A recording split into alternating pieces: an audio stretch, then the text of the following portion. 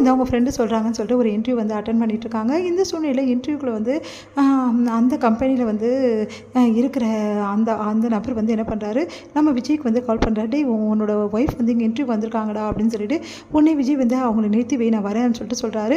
அதன்படி வந்து உங்களோட குவாலிஃபிகேஷன் என்னென்னு சொல்லிட்டு இன்டர்வியூ பண்ணிகிட்ருக்காரு விஜயோட ஃப்ரெண்டு. அப்போ கரெக்டாக விஜய் வந்து அவளுக்கு எல்லாமே நான் தான் அப்படின்னு சொல்லிட்டு சொல்கிறாரு. அதை கேட்டு காவேரி அதிர்ச்சி அடைகிறாங்க. நீங்கள் எதுக்கு இங்கே வந்தீங்க அப்படின்னு சொல்லிட்டு காவேரி வந்து திட்டுறாங்க. நான் உன்னை பார்க்க தான் வந்தேன் காவேரி, நீ இல்லாமல் என்னால் இருக்க முடியாது, உனக்கு தெரியாதா, ஏன் உங்களுக்கு வெண்ணிலா இல்லை அப்படின்னு கேட்குறாங்க. இங்கே பாரு காவேரி, நீ பேசுறது கொஞ்சம் கூட சரியில்லை, நீ தாண்டி என் உலகம், நீ தாண்டி என் வாழ்க்கை, நீ தாண்டி எனக்கு எல்லாமே அப்படின்னு சொல்லிட்டு எவ்வளோ சொல்லி பார்க்குறாரு.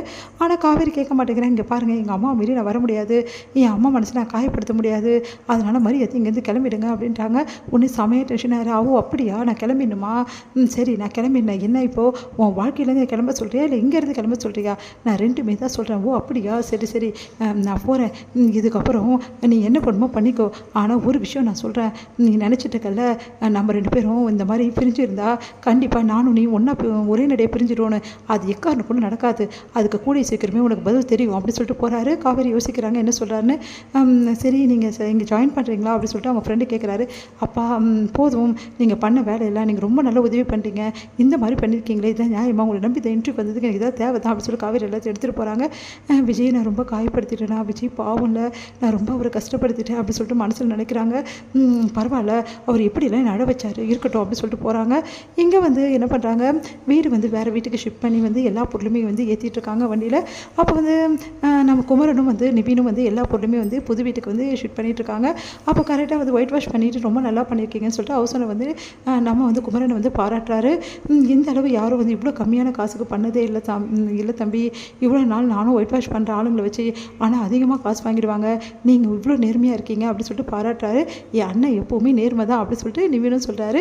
அடுத்து வந்து ஹவுஸ் ஓனரோட ஒய்ஃபும் வராங்க. அவங்களுக்கும் இந்த குடும்பத்தை ரொம்ப பிடிச்சிருக்கு, எல்லாக்கிட்டையும் நல்லா பேசுகிறாங்க.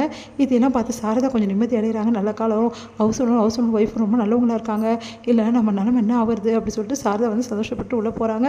அடுத்து எல்லா சமனும் ஏற கட்டி ரொம்ப அழகாக வந்து வீட்டில் எல்லாம் பண்ணிகிட்ருக்காங்க. அப்போ கரெக்டாக அங்கே விஜய் வராரு. விஜய் பார்த்து எல்லாம் அதிர்ச்சி அடைகிறாங்க. காவேரி விஜய் பார்க்குறாரு. நான் சொன்னேன்ல உன்னை விட்டு இருக்க மாட்டேன்னு சொல்லிட்டு அப்படின்னு கண்ணாலே சொல்கிறாரு. என்ன இவர் இப்படி பண்ணுறாரு அப்படின்னு சொல்லிட்டு காவேரி முடிக்கிறாங்க. உடனே வந்து எல்லாருமே வந்து எதுக்காக இங்கே வந்தீங்க அப்படின்னு சொல்லிட்டு பிரச்சனை பண்ணுறாங்க. உடனே சாரதா சமையாக திட்டுறாங்க. எங்களை நிம்மதியாக வாழ விட மாட்டீங்களா அப்படின்னு சொல்லிட்டு சமையாக கத்துறாங்க. உடனே அந்த டைமில் அவசரம் வராரு. இங்கே என்ன பிரச்சனை அப்படின்றாரு. இவர் எதுக்காக இங்கே விட்டீங்க அப்படின்னோடனே, இவர் இங்கே இல்லாமல் எங்கே இருப்பார், இவர் எங்கள் வீட்டில் தான் இருக்கார், இந்த வீட்டில் பக்கத்து ரூமில் இவர் தான் தங்கியிருக்காருன்னு அதிர்ச்சி அடைகிறாங்க. என்ன சொல்கிறீங்கன்னு, உங்களுக்கு முன்னாடி இவர் டேலண்ட்டாக இருக்காருங்க, இப்போ திடீர்னு வந்து இவரை காலி பண்ணணும்னு சொல்கிறீங்க, இதெல்லாம் நல்லாவா இருக்குது அப்படின்னு சொல்கிறாரு. அவர் சொன்னார். அது கேட்டு எல்லாம் அதிர்ச்சி அடைகிறாங்க. விஜய் எப்போ இங்கே வந்தாரோ அப்படின்னு சொல்லிட்டு குழம்பி தவிக்கிறாங்க எல்லாரும். உடனே வந்து சாரதா வந்து இந்த வீட்டில் இருக்கக்கூடாது அப்படின்னு சொல்லிட்டு கிளம்ப பார்க்குறாங்க. எல்லாரும் சமாதானப்படுத்துகிறாங்க சாரதாவை. அடுத்து வந்து விஜய் வந்து காவேரி வந்து பார்க்குறாரு. காவேரி செம்ம டென்ஷனாக இருக்காங்க. நீங்கள் எதுக்கு இங்கே வந்தீங்க, தேவையில்லாத பிரச்சனை எதுக்கு உருவாக்குறீங்க, நான் அப்பயே சொன்னேன்ல காவேரி, நீ எங்கே இருக்கியோ அங்கே தான் நான் இருப்பேன்னு சொல்லிட்டு, நீ இங்கே தானே இருக்க, அப்போ நான் இங்கே தானே இருந்தாகணும், பொண்டாட்டி எங்கே இருக்காளோ அங்கே தானேப்பா புருஷனும் இருந்தாகணும், என்னென்னா நீ போ சொல்கிறியே நியாயமா காவேரி அப்படின்னோடனே, எங்கே நீங்கள் பண்ணுறது கொஞ்சம் கூட சரியில்லை, நான் பண்ணுறது சரியில்லை சொல்லு, நல்லபடி ஏதாவது வந்து செய்ய முடியுமான்னு பார்க்குறேன் அப்படின்னோடனே, உங்களை அப்படின்றாங்க. உடனே கண்ணத்தை காட்டுறாரு. உடனே வந்து எங்க நீ ரொம்ப ஓவராக போயிட்டுருக்கீங்க அவ்வளோதான் சொல்லிட்டு அப்படி சொல்லிட்டு போகிறாங்க. ஐயோ என் பொண்டாட்டி கோவப்பட்டால் கூட அழகாக இருக்காளே அப்படின்னு சொல்லிட்டு சந்தோஷப்பட்டுருக்காரு. இங்கே வந்து விஜய் என்ன பண்ணுறாரு, இந்த மாதிரி வந்து இங்கே வந்து தங்கியிருக்கிறத பார்த்துட்டு எல்லாரும் என்ன பண்ணு திறமை தவிக்கிறாங்க. ஹவுஸ் ஓனர்கிட்ட வந்து நிவீனும் குமரனும் பேசி பார்க்குறாங்க. உடனே வந்து ஹவுஸ் ஓனர் வந்து ஒத்துக்க மாட்டேங்கிறாரு. அந்த தம்பி இங்கே தான் இருக்கும் அப்படின்றாரு. என்ன பண்ணுன்னு திறமை தவிக்கிறாங்க எல்லாரும். விஜய் வந்து என்ன பண்ணுறாரு, காவேரி மேலும் வந்து டீஸ் பண்ணுறதுக்காக காவேரி கிட்ட போய் நெருங்கி வந்து பேசுகிறாரு. அதே மாதிரி காவேரி வரும்போது குட் மார்னிங் குட் ஈவினிங்லாம் சொல்கிறாரு. அதெல்லாம் கேட்டு காவேரி செம்மையாக டென்ஷன் ஆகிறாங்க. அடுத்து வந்து காவேரிக்கு ஐ லவ் யூ சொல்லி ப்ரப்போஸும் பண்ணுறாரு. அதை பார்த்து காவேரி ஒன்றும் புரியாமல் முழிக்கிறாங்க.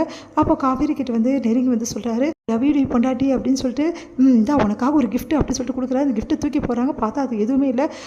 உங்களை அப்படின்றாங்க. எனக்கு தெரியும் நீ தூக்கி போடுவேன் அப்படின்னு சொல்லிட்டு சிரிச்சினே வர்றாரு.